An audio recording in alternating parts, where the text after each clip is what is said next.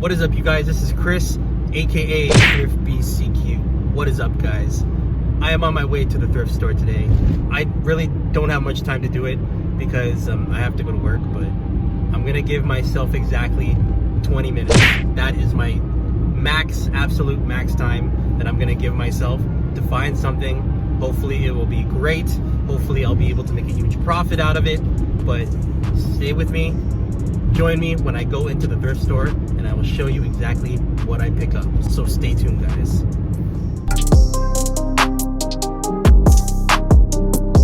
All right, we're here. Don't forget this bad boy here, the 20% coupon, so always have it with you.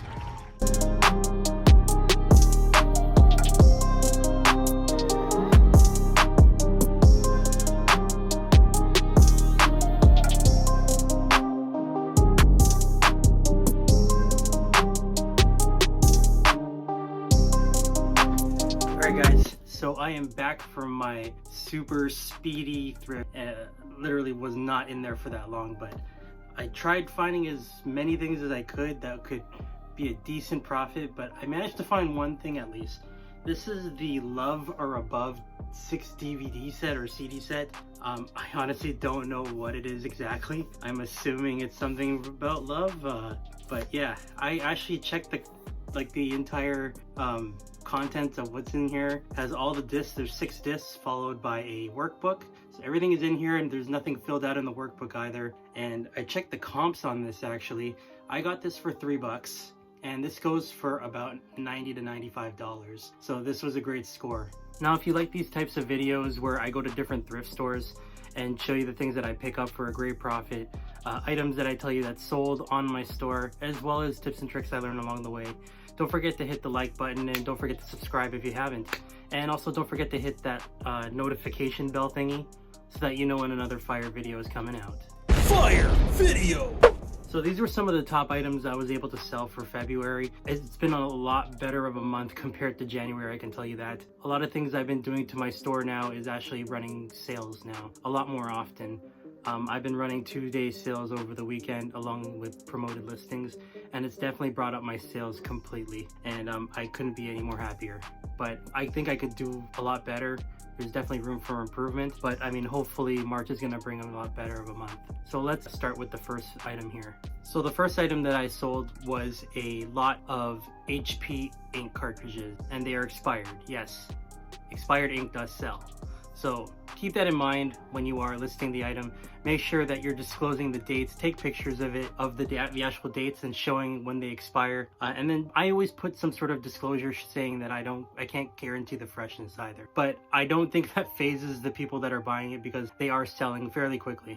This was a lot of 5 HP inks. I think it was the number was 11 on it, but there's different colors of it. So it was like cyan, magenta, and yellow, and it was just a variety of the different colors.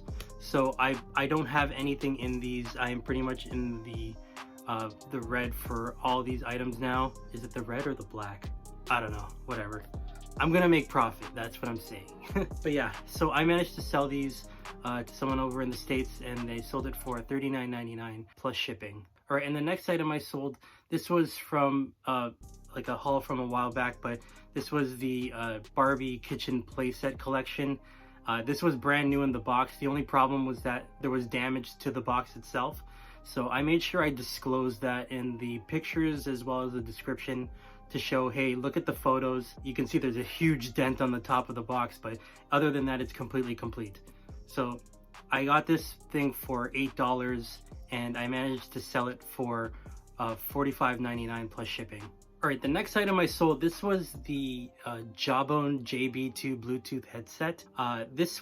It looked like it was like a bundle from like a Costco or something because it came with a lot of other things like different size earbuds and like a charger and like other like accessories as well. So I picked this up for $8 after the 20% coupon, and I ended up selling it for $49.99 plus shipping. All right, the next thing I sold, this was from like some of my Christmas stuff that I still had in stock. This is the Looney Tunes latch hook kit set of the Tasmanian Devil, and Yeah, luckily he's still sold even though it's not Christmas anymore. This sold, or I bought this for $4 and I ended up selling it for $20 plus shipping. All right, the next item I sold, this was one of my video games that I got from a mini lot that I picked up from a Goodwill.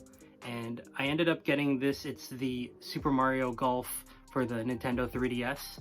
I picked it up for $4 and for some reason, I guess it wasn't moving that well. I did end up running a sale on it and it ended up selling for $20 plus shipping. All right, and then the last thing I wanted to show you was, this is what I actually started getting into probably within the last year, was collecting basketball cards again. Ever since I watched Gary Vee and hearing about him collecting the Giannis rookie cards and stuff, and realizing how much they're actually worth, made me realize that like basketball cards are really popular. The sheer fact that everywhere you go, like there's very little basketball cards that you can find nowadays. They're always being sold out. They're always being purchased and resold. And it's just insane because like you can always find hockey, baseball, football, but basketball is the sport that is just sometimes it's really hard to find. So this is the card I ended up selling. It's a this is for this season, the 2019-2020 season. This is Ja Morant from the Memphis Grizzlies. And frankly, when you're looking for, like, if you decide to try to sell basketball cards, the main two guys that you're going to be looking for this year specifically is Zion Williamson and Ja Morant. Those are the two main guys you want to look for. This guy right here is Zion, and this guy Ja. Just for the sheer fact that this guy is the #1 pick, and he's supposed to be like one of the biggest and most amazing players. Don't get me wrong, he's actually doing amazing. He's been injured for half the season, so for him to come back, it's going to be really hard for him to still adjust and try to have that big expectation that we expect of him. But other than that, these are the two guys you want to pick up if you are planning on looking for basketball cards. The thing is that there's two specific brands of basketball cards you want to look for. There are other basketball cards you can get as well. It's just that these are the more mainstream ones that I find are the more popular ones, as well as the most like more luxury type feel, and also just the quality of them are so much better than the other ones. So like when I say lower brands, I mean things like NBA Hoops or Panini Donruss. Those are the common ones you generally see. But the big ones that you can actually resell for decent, and I mean decent amount of money, especially when we're later on in the season, is Panini Prism and Donruss Optic. These are the two ones that have the like amazing quality without having to go to an actual hobby shop and getting like specialty boxed cards, which can cost you an arm and a leg. These ones only cost you like, I think it's like 19 bucks American, and it's about 30 bucks US, or sorry, 30 bucks Canadian. Everyone's picking them up and everyone's selling them. They're becoming more scarce and they're becoming more on demand. So this guy specifically, he used to probably go for about, I'd say 40, 50 bucks 3 months ago. But if you see it trying to be sold now, it goes for about 80 to 90 bucks, even 100 bucks if you're lucky. But that's how scarce they are and how much in demand they are right now. These ones are starting to go because they're still a bit less just because they just came out probably, I'd say 2 months ago, but they just came out in Canada. So these are starting to dwindle down as we speak. We're gonna get more every now and then, but the US has been pretty ransacked with these. I see them everywhere online on sale for maybe 40, 50 bucks right now. But this guy, you can probably get 80 to 100 bucks right now, just for the box of cards inside. Now, if you want to delve in and take the gamble, then go ahead and try to find these two guys.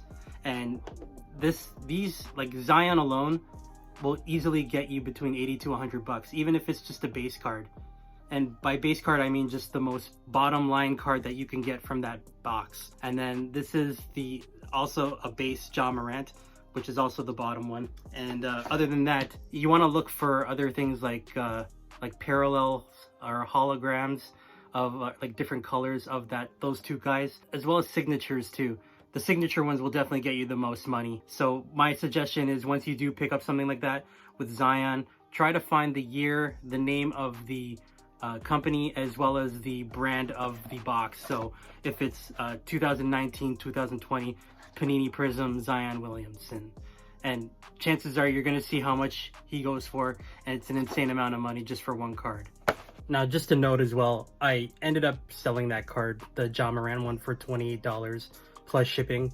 Now, don't get me wrong, the other cards that you see in these packs doesn't necessarily mean that they're worthless. It's just that the two guys that I brought up are the more valuable guys. But if you end up picking up like other rookies in there, just definitely check out the comps and see what they're worth. You could find that are $5, some that are $20, some that are $15, because like rookies are generally the ones that you want to see, because that is their first year, and if they end up being an amazing star, then their value goes up even more. There are other rookies in here that you can pick up, sometimes just won't sell great by itself. So what I would suggest is try lotting them up, like getting all your rookies together and then probably putting them in a lot. If they don't go for that much, if they go for maybe $15-20, then say sell that one by itself.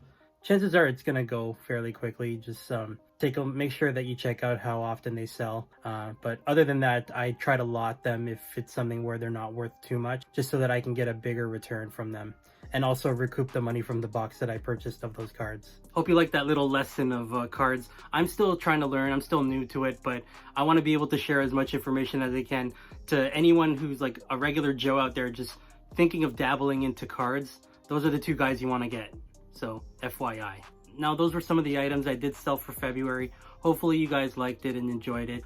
If you did, please give it a thumbs up and don't forget to subscribe if you haven't. Also, what I want to do is I want to be able to, in a future video, try to answer people's questions. So if you can leave a comment below or even message me on Instagram, any question, whether if it's about reselling or about me if you want, I don't care, whatever.